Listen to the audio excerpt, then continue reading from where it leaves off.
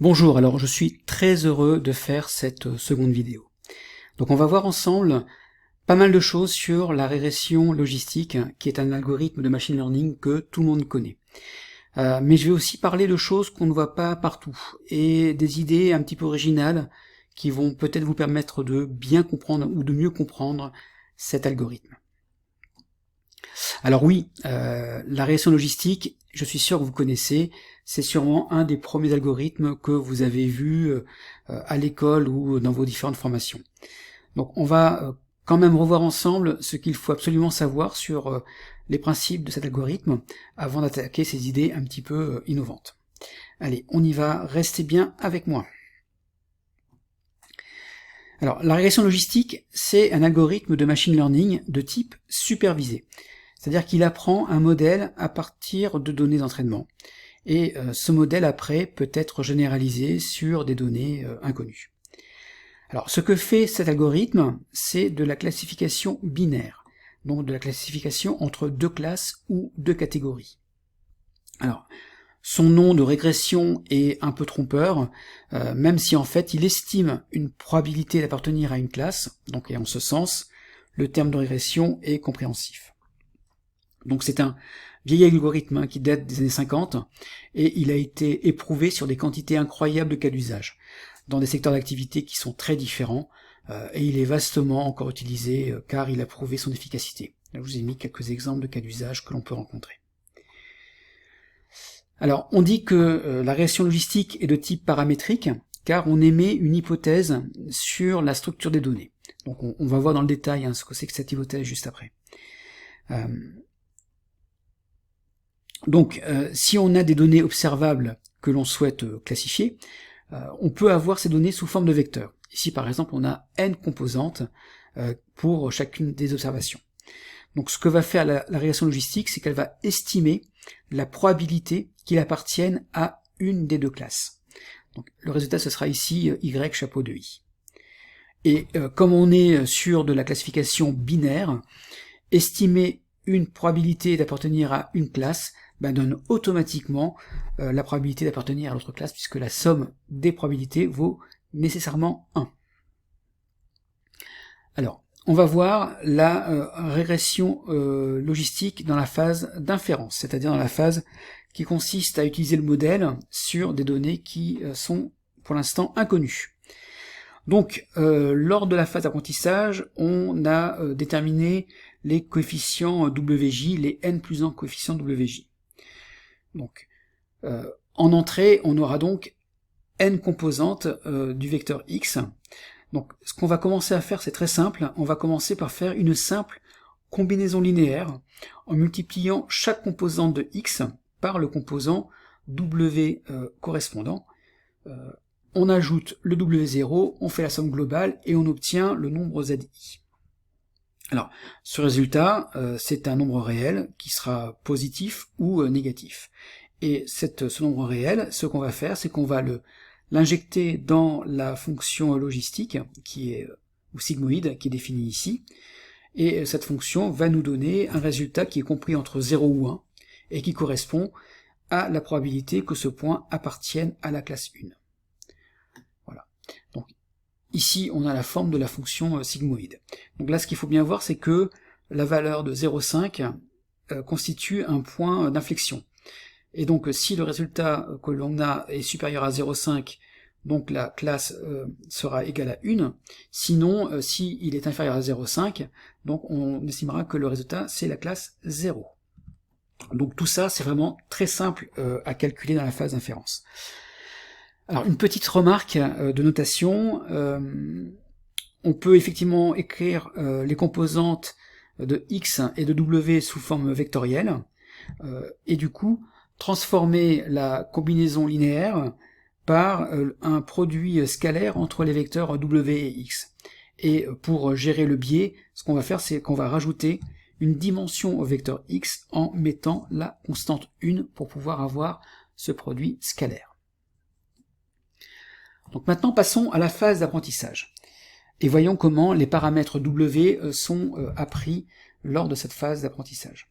Alors je vous invite à bien suivre cette partie-là parce que on va aboutir à la fameuse fonction de cross-entropie que vous connaissez certainement.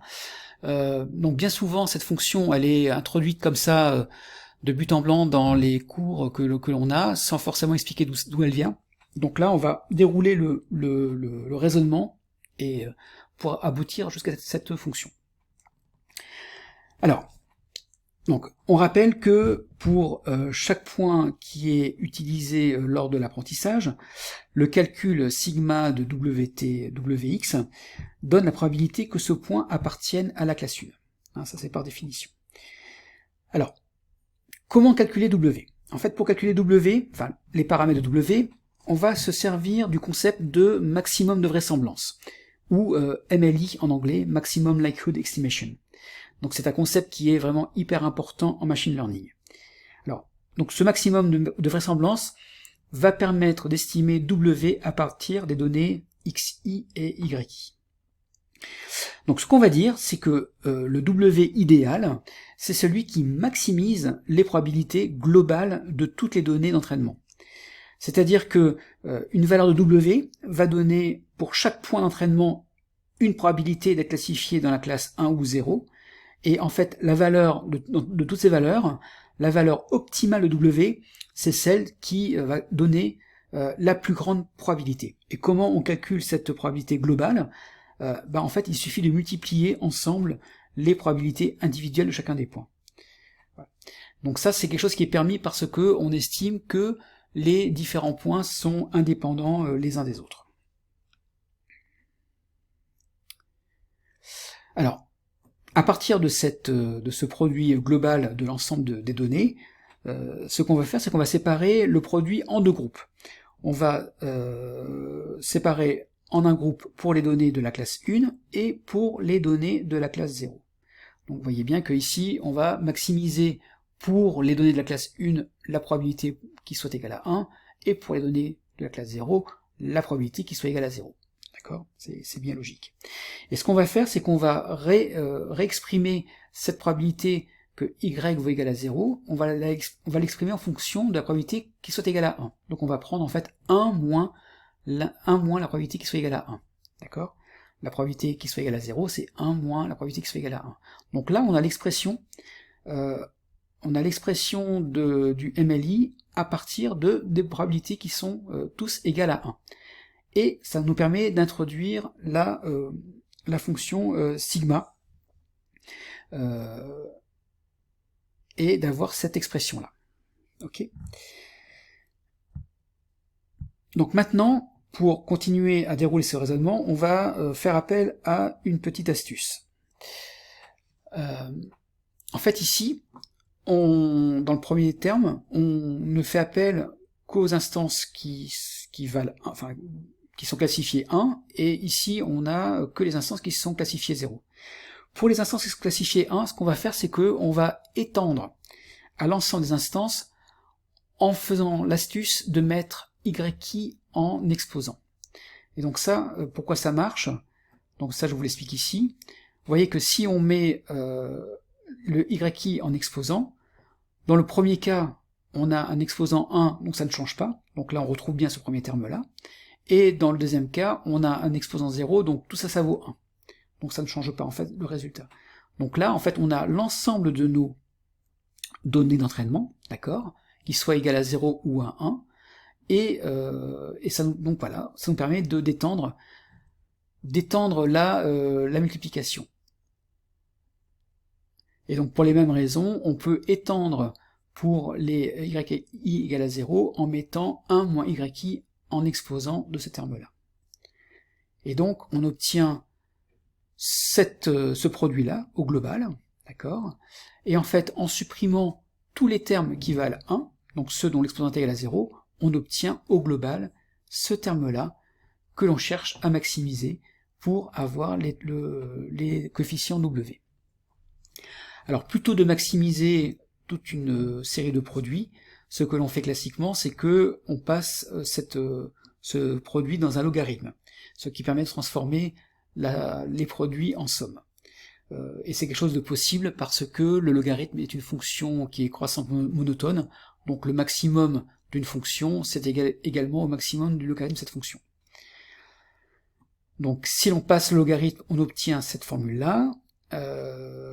Donc les produits deviennent des sommes, les exposants sont descendus au niveau des logarithmes, et plutôt que de maximiser cette fonction-là, on va minimiser son opposé, et ici on arrive sur la fonction que vous connaissez sûrement, qui est la fonction de cross-entropie.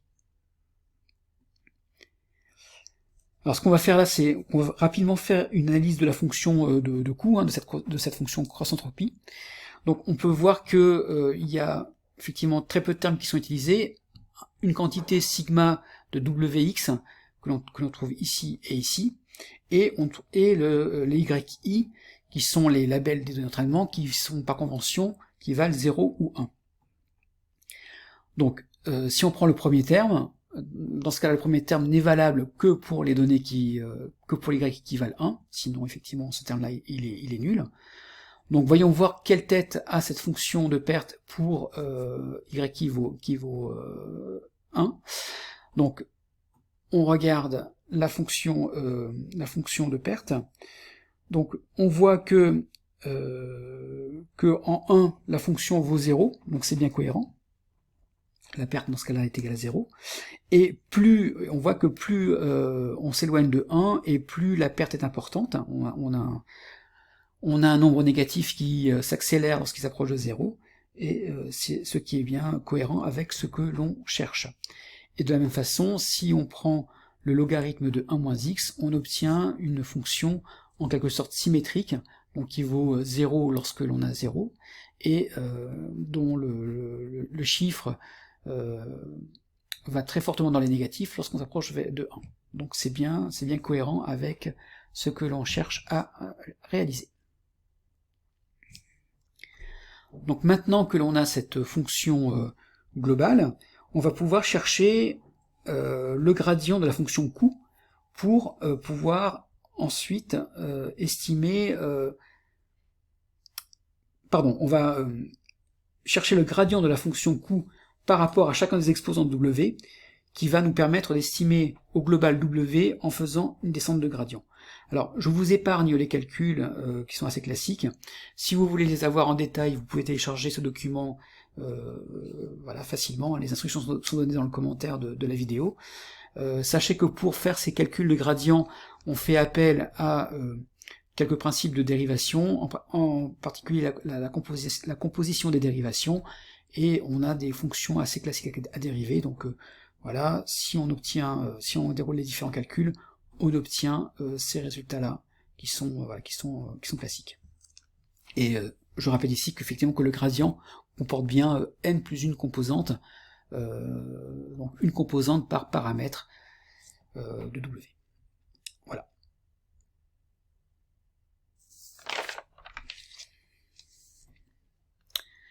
Ok, donc maintenant, so what? Là, on a vu ce que l'on voit généralement lorsqu'on apprend ce qu'est la régression logistique. Donc, avec les éléments qu'on a vus ensemble, normalement, vous pouvez vous servir de cet algorithme de manière relativement simple. Donc maintenant, j'aimerais aller plus loin, comme je vous l'ai dit au tout départ de cette vidéo. Et j'aimerais vous montrer des choses qui ne sont pas très communes, qui ne sont pas très souvent vues, ou alors qui sont mal expliquées. Et qui vous permettront peut-être de voir différemment l'algorithme de régression logistique. Alors d'ailleurs, dites-moi si jamais vous avez déjà vu ces choses, dites-moi en commentaire, ça m'intéresse de savoir où vous les avez vues. Alors, sur l'interprétation géométrique, on va commencer par un petit peu de géométrie toute simple. Donc, on a dit tout à l'heure que la régression logistique est un algorithme de type paramétrique. Donc là, il prend pour hypothèse qu'il existe un hyperplan, en fait, qui sépare les données dans deux régions parfaitement identifiables. Et du coup, si on se place en deux dimensions, c'est-à-dire que on se place dans le cas où les vecteurs x d'observation n'ont que deux composantes, dans ce cas-là, on obtient donc une droite, l'hyperplan devient une droite, qui sépare le plan en deux régions distinctes. Alors, là on peut se poser la question de comment trouver cette droite. Et en fait, on peut montrer assez facilement que l'équation de cette droite, elle dépend directement des paramètres W que l'on a calculés, du coup l'équation de cette droite c'est simplement cette équation-là, W0 plus W1x1 plus Wx2 est égal à 0. Alors, là on peut montrer deux choses. Effectivement, si on prend un point qui appartient à cette droite, donc on peut montrer facilement qu'il se trouvera dans un état complètement indéterminé. Parce que dans ce cas-là, les probabilités qu'il appartienne à chacune des deux classes seront strictement égales à 50%. Donc en fait, cette droite, elle est vraiment composée des points qui marquent la frontière entre les deux régions. Donc voilà, on a déterminé l'équation de cette droite et ça dépend directement des coefficients W. Maintenant, on peut aller plus loin avec W. On peut montrer également que les paramètres W1 et W2, ici, ça définit un vecteur qui est orthogonal à cette droite frontière. Alors, si cela fait longtemps que vous avez fait de la géométrie, voilà, pas de panique, c'est pas très compliqué à comprendre. Donc là, en fait, donc là, voilà, on a cette droite, on a l'équation de cette droite qui dépend directement des coefficients W, et on a ce vecteur W qui sera normal à cette droite. Et des composants de W, c'est W1 et W2. Donc là, je vous ai mis en fait la démonstration que effectivement ce vecteur-là est orthogonal à cette droite. Donc cette démonstration elle est très simple. Elle fait appel à deux points A et B qui appartiennent à cette droite. Et en fait, ce qu'on montre, c'est que le produit scalaire entre W et AB est égal à 0. Donc ce qui montre bien que W est orthogonal à AB. Donc voilà, vous avez les détails juste ici. Donc surtout, n'hésitez pas à télécharger le document si vous voulez avoir le détail à tête reposée. Alors, en fait, le fait que ce vecteur W soit orthogonal à cette droite frontière, en fait, ça change radicalement la façon de voir la régression linéaire. En tout cas, pour moi, ça l'a changé. Car en fait, ça permet de voir cette fameuse combinaison linéaire que l'on met dans la sigmoïde comme le produit scalaire entre W et le vecteur du point qui est testé. Et en géométrie, quand on parle de produit scalaire entre deux vecteurs, on parle en fait de distance. Et en fait, cette valeur que l'on met dans la sigmoïde, c'est la distance entre le point et cette droite frontière. Donc c'est une distance qui peut être positive ou négative. Donc elle sera positive si le point est dans la région qui dans le sens du vecteur W. Et donc plus cette distance est importante, plus on sera certain que ce point appartient à une ou l'autre catégorie, et plus cette distance est petite, plus il va se rapprocher de la droite frontière, et moins on sera certain de sa qualité. Donc voilà. Donc moi je peux vous assurer que remplacer la combinaison linéaire que l'on met dans la sigmoïde par le produit scalaire avec un vecteur orthogonal à cette droite frontière, en fait moi ça m'a permis de débloquer beaucoup de choses, et dans beaucoup d'autres domaines, dans beaucoup d'autres algorithmes, typiquement dans les réseaux de neurones, mais bon ça je pourrais peut-être vous en parler dans une prochaine vidéo.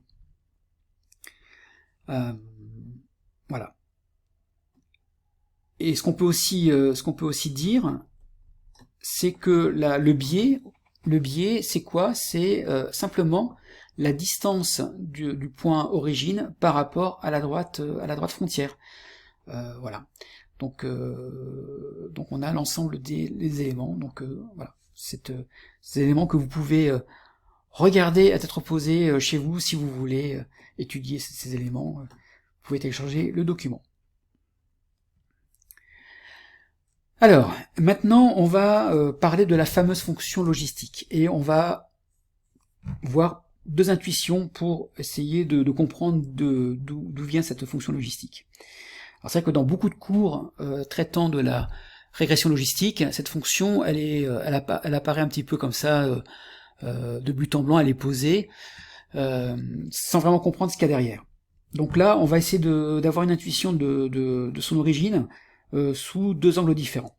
Alors la première intuition, va consister à introduire une notion de cote, ou la notion de odds en anglais. Donc si P est la probabilité qu'un point appartienne à la classe 1, donc on a 1 moins P qui est la probabilité qu'il appartienne à la classe 0, et on peut définir la cote en faisant le ratio entre ces deux probabilités. Et en fait, en faisant cela, ce qui est intéressant, c'est que on a un comportement qui devient du coup non linéaire. Donc voilà la courbe que l'on obtient si on trace la fonction P sur 1 moins P pour P appartenant à 0 et 1. Et du coup, on peut se poser la question, alors là je vous donne quelques exemples pour illustrer cette notion de cote, et du coup on peut se poser la question, comment relier cette notion de cote avec cette notion de distance que l'on vient de voir juste avant. Et en fait, assez facilement, on se rend compte que le lien évident, c'est de faire intervenir la fonction logarithmique. Parce qu'effectivement, si on prend la forme de la fonction log de x sur 1 moins x, qui est ici, on voit que le domaine de validité de cette fonction, c'est 0 et 1, donc ça correspond bien à notre paramètre p, qui est une probabilité, et que si la distance augmente, soit positivement, soit négativement, donc on est ici ou ici, dans ce cas-là, p va rapidement vers 0 ou vers 1. Donc tout ça, effectivement, en introduisant cette fonction logarithmique, ça rend bien cohérent les choses. Et ce qui est beau dans l'histoire, c'est que en continuant à dérouler cette notion de logarithmique avec cette notion de cote et cette notion de distance, en faisant les calculs mathématiques qui vont bien, donc là le log, on exprime tout ça en mettant la fonction exponentielle dans les deux termes, et on obtient du coup P, qui est effectivement l'expression de la fonction sigmoïde. Donc là, quelque part, on a montré une façon qui peut expliquer l'introduction de la fonction sigmoïde dans la régression logistique. On va voir une deuxième intuition qui, je la trouve encore plus belle que celle-là. En fait, dans le cas de ce classement binaire, on va prendre l'hypothèse que les données des deux groupes viennent d'une distribution normale. Alors, si on prend l'hypothèse qu'elles viennent d'une distribution normale, si on projette ces données de ces deux catégories sur la droite qui est perpendiculaire à la droite frontière, on va avoir deux belles gaussiennes.